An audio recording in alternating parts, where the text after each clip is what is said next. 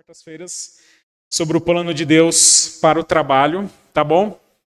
E quando nós falamos de trabalho, lembre-se que não são apenas aqueles que trabalham no conceito formal, naquilo que a gente diz de trabalho, tá bom? Todas as tarefas, os princípios bíblicos para isso se aplicam em todas as tarefas, do nosso dia a dia, as nossas atividades, seja na empresa, seja em casa. E hoje é muito dinâmico essa questão. Os irmãos se lembram que alguns anos atrás o trabalho era caracterizado aquela coisa, né? Tinha lá na empresa, hora para chegar, hora para sair. Hoje é muito dinâmico. Você trabalha até de casa. Não é verdade? Quando você imaginou na sua vida que você ia trabalhar de casa? Alguns irmãos aqui trabalham, né? Mas muitos irmãos da igreja estão trabalhando de casa. Quando que a gente imaginou isso? Porque lembra quando alguém falava assim, eu trabalho de casa. A gente ficava assim. Já ficava meio desconfiado. Trabalha de casa, né? Aquela coisa assim. Hoje é coisa normal. Trabalha de casa. E trabalha às vezes muito mais, né? Então essa dinâmica de trabalho que nós estamos trazendo aqui para os irmãos, às quartas-feiras, é justamente para que você possa ter essa visão de Deus naquilo que mais você demanda o tempo da sua semana, nas tarefas do dia a dia da sua casa, com seus filhos, no seu trabalho. Comparado ao tanto que nós trabalhamos, aquilo quanto nós vamos para a igreja, a gente vê muito pouco em relação ao nosso trabalho, concordam comigo? Então os irmãos estão muito mais expostos diariamente a esse contexto. E aqui, a igreja, nós precisamos ter essa visão, a igreja precisa instruir os irmãos, justamente que dentro deste momento, esse tempo maior que você fica, Deus precisa estar com você também. Amém? Deus tem que estar ali, porque senão o negócio fica doido. Não fica? Tá bom? Nós vamos falar hoje sobre uma história de sucesso. Porque quando nós falamos de trabalho, milhões e milhões são gastos com pessoas, com personalidades, com gente de sucesso, escrevendo livro, dando treinamento, fazendo alguma palestra. As empresas investem nisso, as empresas incentivam o sucesso. E de alguma forma todos nós vamos buscar, e não é à toa que as livrarias, né? Muitas vezes você entra lá e tem lá a história de grandes empresários, de empreendedores, de pessoas que começaram do nada e se tornaram, né, grandes empresários, de pessoas que venceram na vida. São histórias bacanas, são histórias boas, histórias que realmente inspiram a nossa vida. Mas existe uma história que o trabalhador cristão precisa estar apegado. Essa sim é uma história de sucesso. E essa é a história que eu vou contar para os irmãos hoje. Por quê? Nessa história, nós somos orientados a partir disso a fazer tudo para a glória de Deus. Assim, Coríntios capítulo 10, versículo 31. Assim, quer vocês comam, quer bebam, quer façam qualquer outra coisa, façam tudo para a glória de Deus. E quando nós olhamos para esse texto, é um texto desafiador e difícil, porque durante o dia, durante a semana, como eu disse, nós não estamos num contexto de igreja, num contexto que eu acho complicado, às vezes, fazer como às vezes as pessoas fazem, mas eu acho errado fazer isso. Aquilo que é santo, divino, que só está dentro da igreja, e aquilo que está fora é pagão e não presta. Eu não acho isso, tá bom? Eu acho que a Bíblia nos coloca nesse mundo pecador para justamente glorificar ao Senhor em tudo aquilo que a gente faz, tá bom? Então essa divisão, tudo que é da igreja é sagrado, né? Eu quero trabalhar na igreja porque eu quero trabalhar em algo sagrado. Não, o seu trabalho é sagrado também. Deus te pôs ali para exercer uma atividade para a honra e glória de Deus.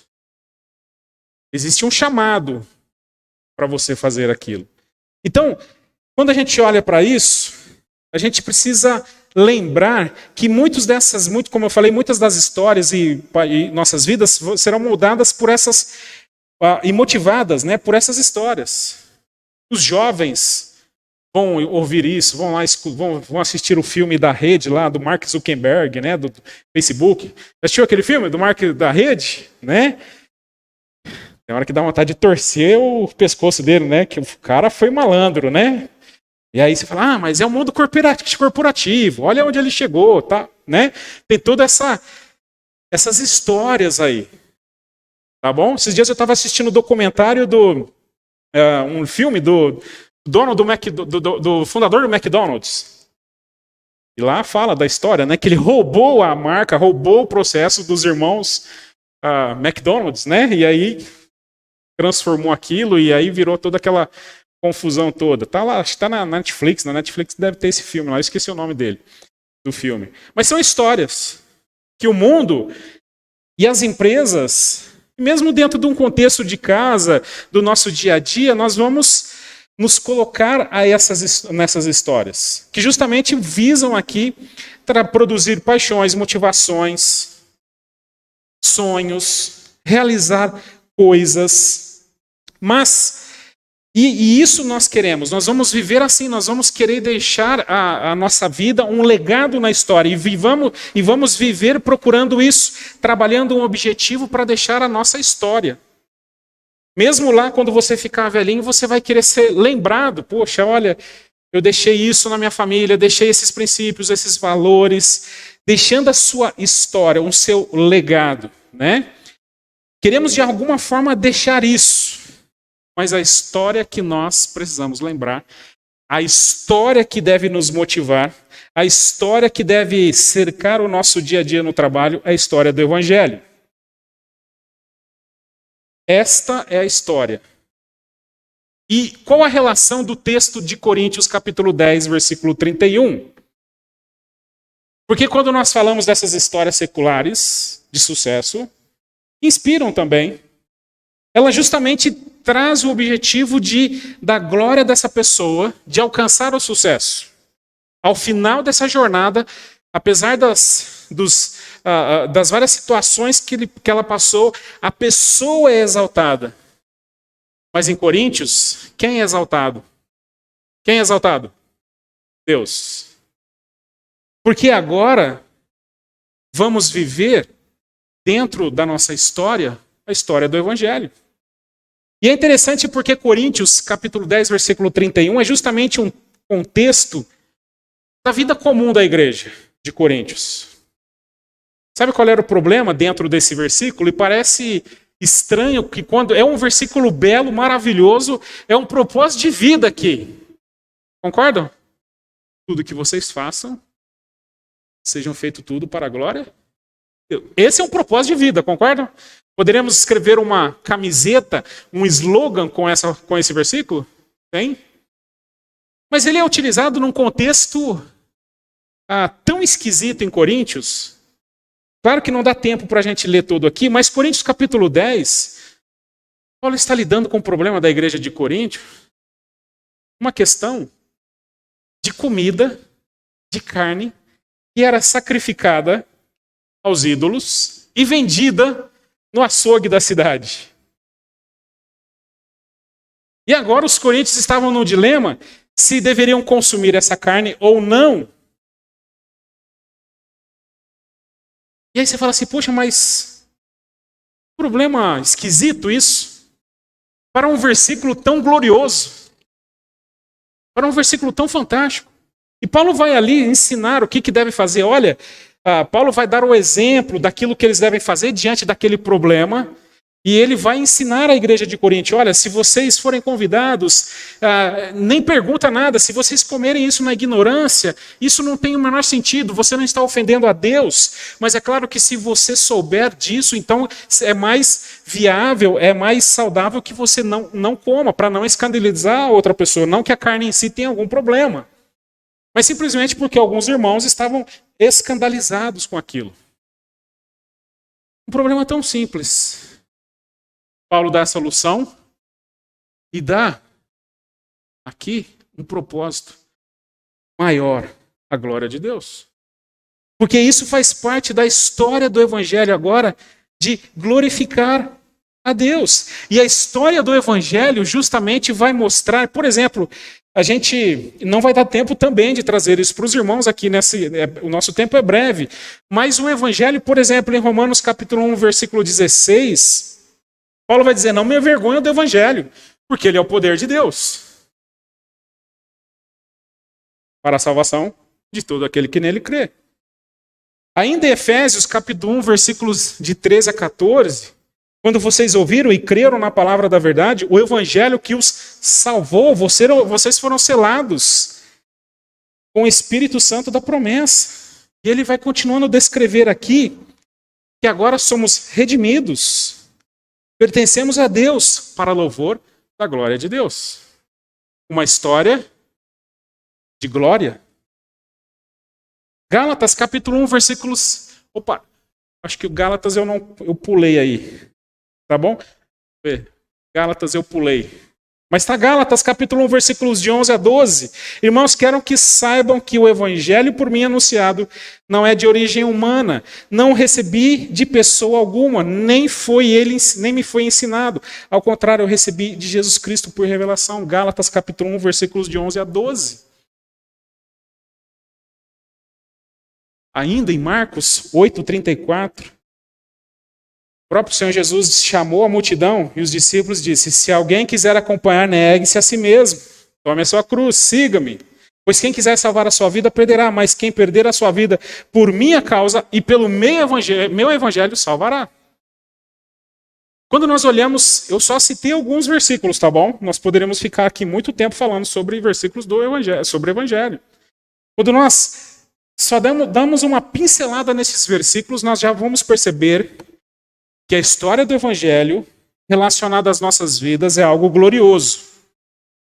É maior que qualquer história de sucesso que nós já conhecemos. Agora, irmãos, eu quero só fazer um parênteses aqui. Infelizmente, a nossa mente foi condicionada ou doutrinada a entender a palavra evangelho, ou quando falamos de evangelho, apenas no sentido evangelístico da palavra. Infelizmente, os cristãos, quando escutam a palavra evangelho, a primeira coisa que vem à sua mente é o evangelismo, falar de Jesus para a pessoa. Tá bom? Isso faz parte do evangelho. A evangelização, falar de Jesus, faz parte do evangelho. Mas, muitas vezes, evangelizamos, infelizmente, inclusive aqui, nós vamos tomar cuidado, como que se fosse uma propaganda enganosa do Evangelho de Cristo Jesus. Digno de chamar o Celso Russomano para nos confrontar. Porque as pessoas dizem no Evangelho, sua vida será diferente, sua vida vai mudar, sua vida... E não é isso que o Evangelho proporciona. Porque o Evangelho da graça, esses versículos demonstrados aqui que o Evangelho mostra, significa que quando nós anunciamos esse Evangelho, nós estamos convidando a pessoa a uma mudança radical de história de vida. Nós estamos convidando uma pessoa a se tornar algo que ela nunca foi e que ela não voltará a ser a mesma pessoa. Por isso ela não é uma graça barata. E isso é sério. O próprio Evangelho vai pressupor aqui de que essa pessoa vai morrer para a velha vida. O próprio Jesus diz, né? Carrega a sua cruz. O próprio Evangelho vai dizer, vai morrer para a sua vida antiga, vai ressurgir para uma nova vida. Lembra do batismo, quando a gente batiza? Esse é o símbolo. Fala isso para uma pessoa. Hoje é fácil porque nós já cremos. Mas um dia foi difícil para nós. Abandonar a minha vida. Abandonar a história da minha vida. A minha história é boa. Eu, quando era jovem, eu pensava assim. Eu falava, eu nasci numa igreja católica, eu nasci numa família católica. Eu sou neto da Dona Maria Gardim. Minha avó me ensinou os princípios do catolicismo, os valores, a minha família. Esse negócio de crente não está com nada. Eu não vou abandonar a minha história. Eu estou falando isso porque eu disse isso. Quando o meu pai, que nos levou para a igreja, mas ele não ficou, queria que eu fosse para a igreja. E eu era um adolescente. Eu tenho uma história.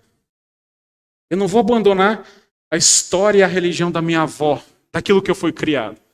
Deu para entender? É uma história gloriosa. O evangelho, só que o evangelho é radical, é uma história que muda a vida das pessoas. Mas aqui, meus queridos irmãos, nós precisamos lembrar que essa história agora, ela justamente é uma história de redenção.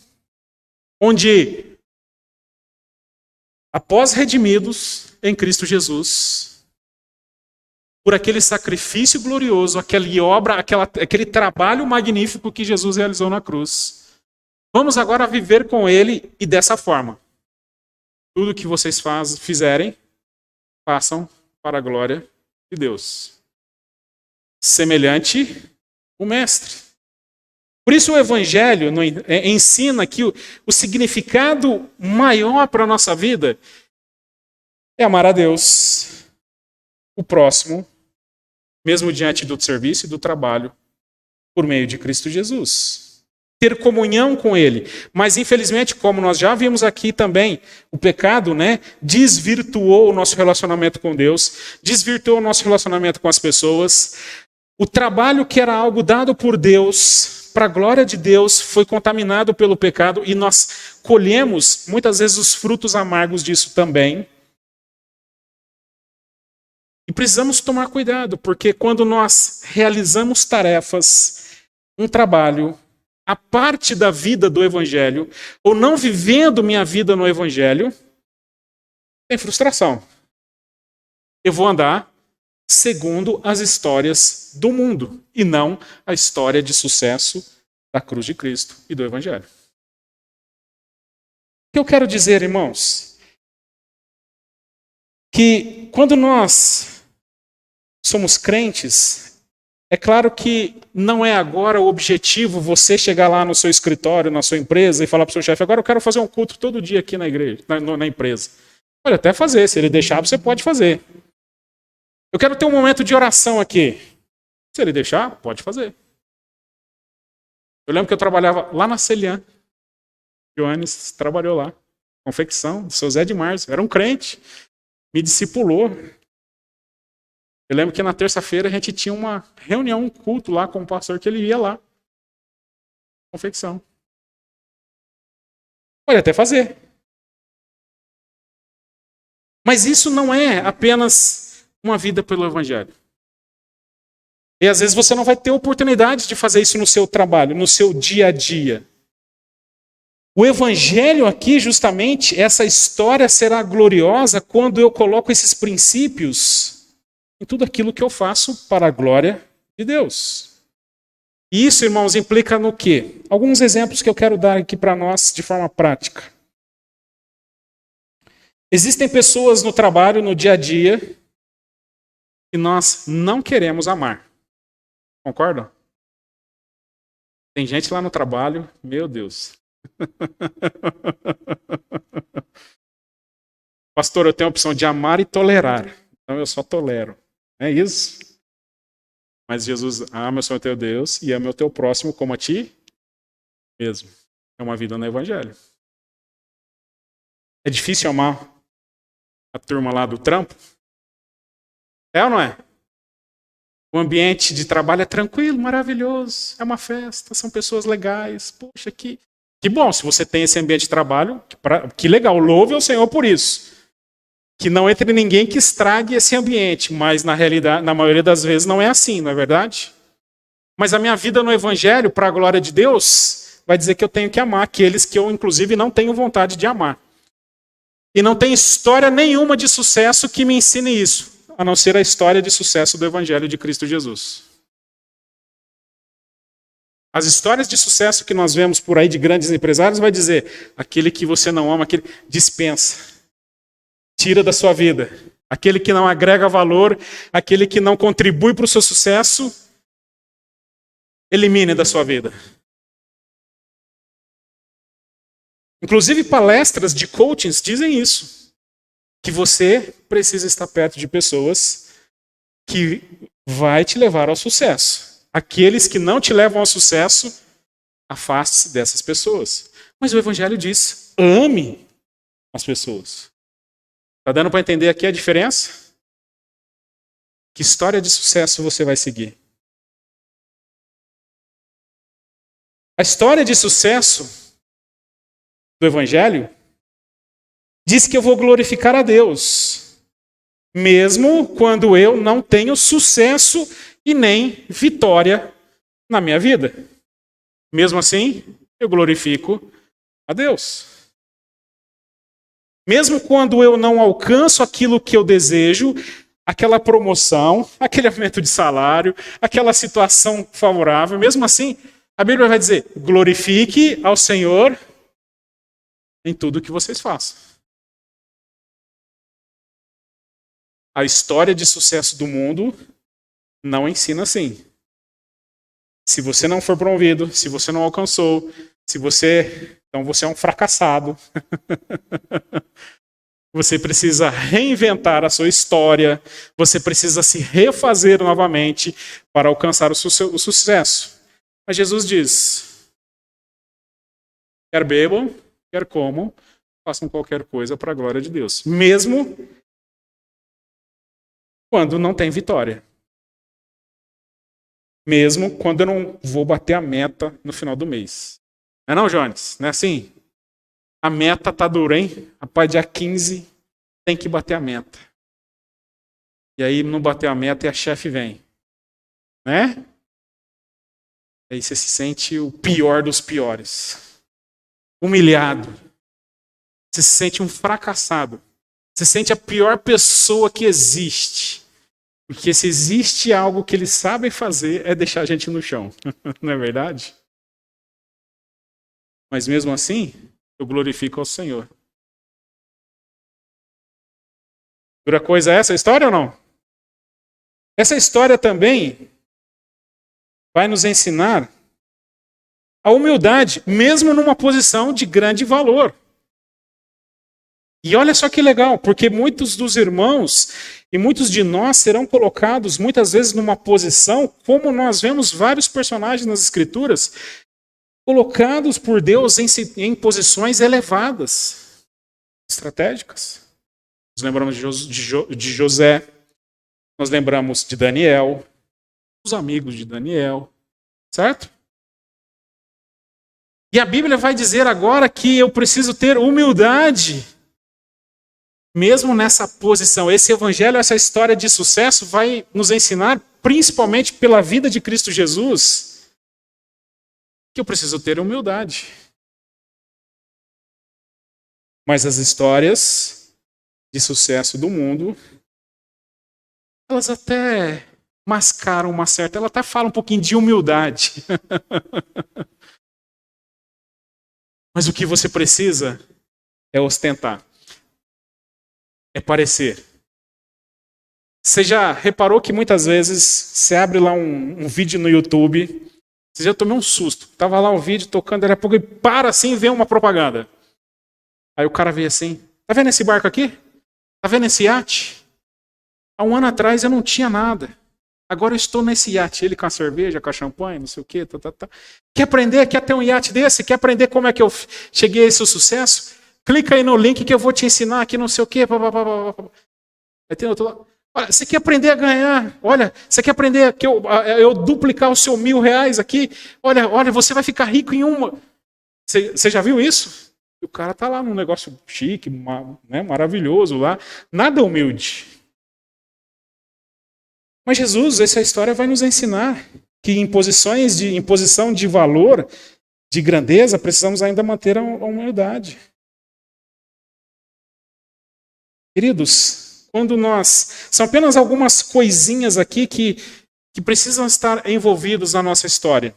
Porque quando vivemos e trabalhamos a partir do Evangelho, como eu disse, não significa que você vai viver falando da Bíblia no seu trabalho, fazendo culto no seu trabalho, ou consumir produtos cristãos apenas, mas significa que você vai seguir os valores da história do Evangelho, que contemplou um homem pecador perdido, fracassado lá atrás, em Adão.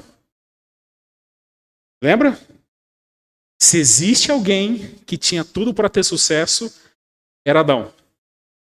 Ele tinha tudo, mas ele fracassou. Perdeu tudo.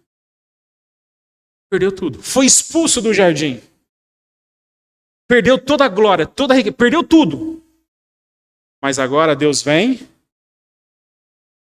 corrige essa direção, traz o seu Filho amado Cristo Jesus, redime a humanidade, perdoa a humanidade e nos convida agora, através dessa história, a uma vida nova.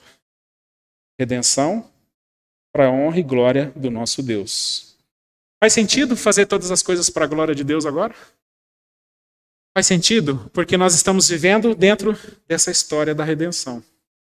E queridos, quando você entrar amanhã lá no seu trabalho, professor, vendedor, aposentado, né? Um contador, um analista, isso não te define como pessoa. Que bom, essa é a sua profissão, mas o que define é você ser um redimido em Cristo Jesus. Antes de ser um professor, um analista, um contador, você é um crente em Cristo Jesus. Amanhã, quem entra naquela porta, passa aquele cartão, passa cartão ainda? Passa, né? Agora é biometria, né? Tem o dedinho. Quando você entrar para trabalhar, o que está entrando ali é um crente que vai exercer e vai trabalhar da melhor maneira possível para a glória de Deus. Porque você foi redimido em Cristo Jesus. É isso que te dá, é essa história de sucesso que eu e você precisamos nos agarrar. E se existe história de sucesso, é essa história. Nem Mark Zuckerberg, nem o dono do McDonald's, nem o dono da Coca-Cola, nem o inventor da fórmula da Coca-Cola, que ninguém descobriu até hoje, né? Claro que descobriram, mas... né? Ninguém tem maior sucesso que a história do Evangelho de um homem fracassado perdido lá no Éden, por meio de Adão, e redimido em Cristo Jesus, salvo por Cristo Jesus, que morreu e venceu a morte. Quer vitória maior que essa? É comparado a algum sucesso? E olha só, hein? Ele é o dono de tudo, hein? Pensa no cara mais rico do mundo aí. Nem sei quem que é mais, nem lembro mais. Então, nada comparado a Jesus. Nada. Ele é dono de tudo. Mas ele passou pela cruz. Foi humilde. Amou o próximo. Viveu e nos ensinou agora para vivermos nele. Por isso, meus queridos, amanhã, peça forças a Deus e viva nesse Evangelho de Cristo Jesus. Faça tudo, até lavar um prato. Até pendurar. Se existe uma coisa que eu não gosto de fazer em casa, é pendurar roupa no varal, irmãos. Eu fujo de pendurar roupa no varal. Eu lavo a roupa, eu ponho na máquina lá, mas lavo louça, eu aspiro a casa, eu passo o pano. Mas roupa no varal é chato demais. Eu não glorifico a Deus pondo a roupa no varal. Vou ser sincero aqui com os irmãos. Tá bom? Você vai entender? Estou dando só um exemplo básico aqui do nosso dia a dia, mas os irmãos sabem o que aperta lá no dia a dia. Ore nesse momento, vamos orar. Vamos pedir.